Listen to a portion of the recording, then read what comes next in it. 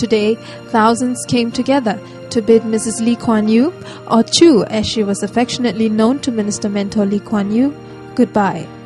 Mrs. Lee had passed away on Saturday at 5:40 p.m.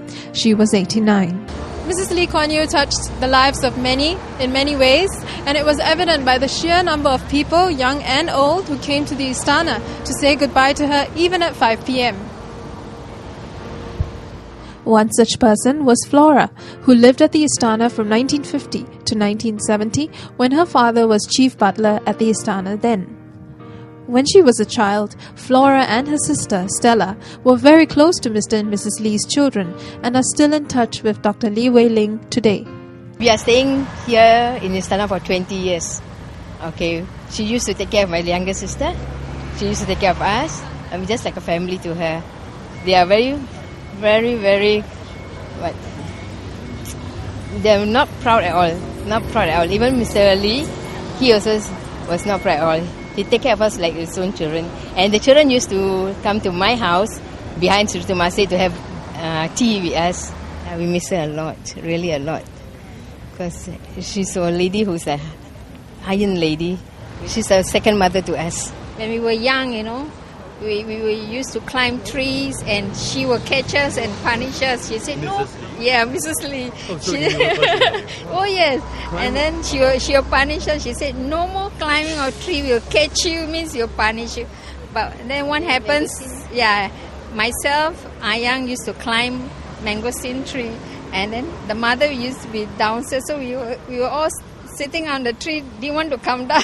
Very, very nice lady. She's very unique and she's very helpful, kind to us. We used to have a birthday cake and we all had a bicycle. She'll give us each a bicycle. And we used to learn how to ride bicycle from the hill right down, cycle down, you fall down. It's I think a memory that we all never forget, what we had with her. And come to school holidays, we'll go to Changi Bungalow. So down there we will have nice time with her. So we especially with the children, with Lin and Ayang. But Ayang and Lin is closer. Mr. Lee Siang Long is only study 24 hours. Many people who knew Mrs. Lee, whose maiden name is Kwa Gyok Chu, attended the wake on Monday to say goodbye. Incidents that come straight to my mind. Once was that when my wife is just there, invited to Istana for an official dinner. And the moment we arrived, Mrs. Lee would just pull my wife's hand and said, "Oh, Gretchen, let's talk about family." Okay. In other words, it's an official dinner, and yet she's kind of trying to get my wife to be comfortable, but at the same time doing what a normal normal wife should do. So I thought that stuck in my mind for a long time. Then the second occasion was when I was in HDB as a CEO. I used to have to accompany PM Lee at that time to walk about the housing estates. And in one of the walkabouts, Mrs. Lee came along, and we were approaching a car park. So PM Lee said, "Oh," Tiger said, "why are you doing a car park this way?" It was kind of planting, landscaping. And Mrs. Lee just cut in. He said, "Harry," he said, "don't give the young man a hard time. He's just carrying out your instruction."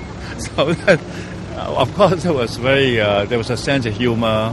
Obviously, I still explain what happened, but I thought that was, you could see that a very strong human touch, a strong sense of humor, which I'm sure must have some effect on the way Singapore grows in the last few decades. Mrs. Lee was my mother's contemporary in Raffles College.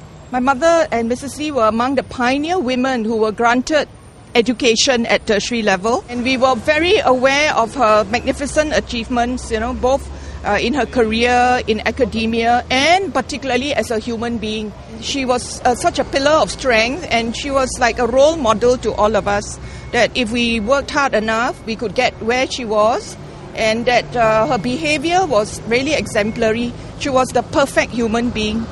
And she related to people very easily because she was very humble. She used to queue up to buy beef, in the market. She would queue up to buy anything, She would never exert any of her influence on the rest.